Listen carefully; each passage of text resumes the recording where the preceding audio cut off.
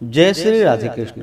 आप सभी का आपके अपने YouTube channel VK Mishra present में बहुत बहुत स्वागत है। आइए आज आप सब जानेंगे वर्ष 2025 आषाढ़ गुप्त नवरात्रि का व्रत कब धारण किया जा रहा है।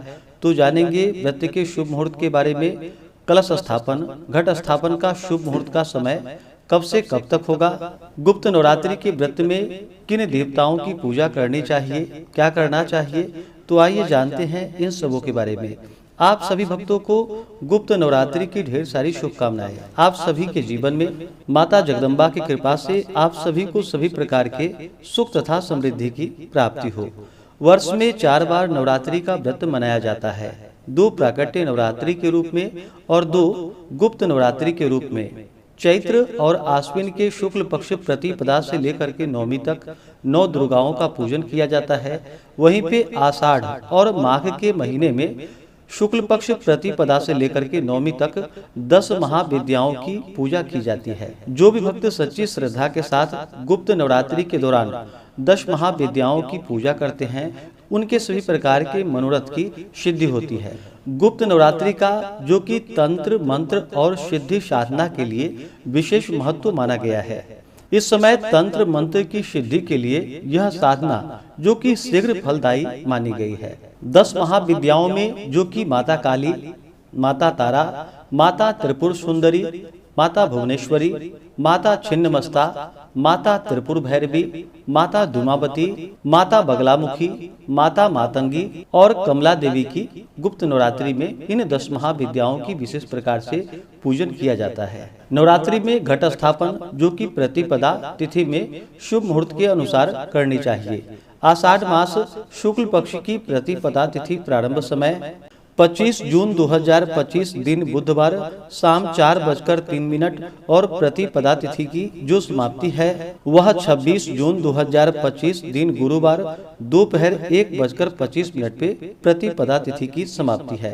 तो सूर्योदय व्यापनी के अनुसार 26 जून 2025 दिन गुरुवार को गुप्त नवरात्रि व्रत में घट स्थापन, कलश स्थापन का कार्य किया जाएगा। 26 जून को ब्रह्म मुहूर्त का समय सुबह 4:05 से सुबह 4:45 तक होगा।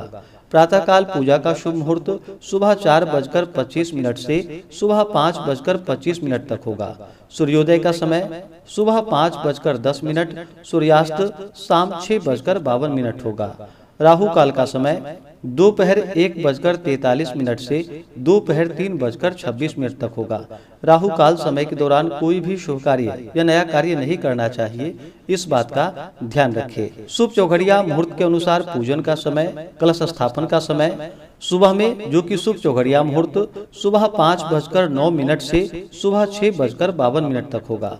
उसके बाद अभिजीत मुहूर्त का समय सुबह 11:33 से दोपहर 12:27 तक होगा। इसके बाद चर और लाभ नामक शुभ चौघड़िया मुहूर्त का समय सुबह 10:18 से दोपहर 1:25 तक होगा। तो आप इस दौरान घट स्थापन का कार्य संपन्न करके माता का पूजन संपन्न कर सकते हैं।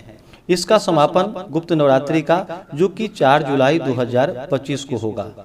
26 जून को सर्वार्थ सिद्धि योग भी बन रहा है जो कि सुबह 8:46 से शुरू होकर के अगले दिन सुबह 5:25 तक होगा।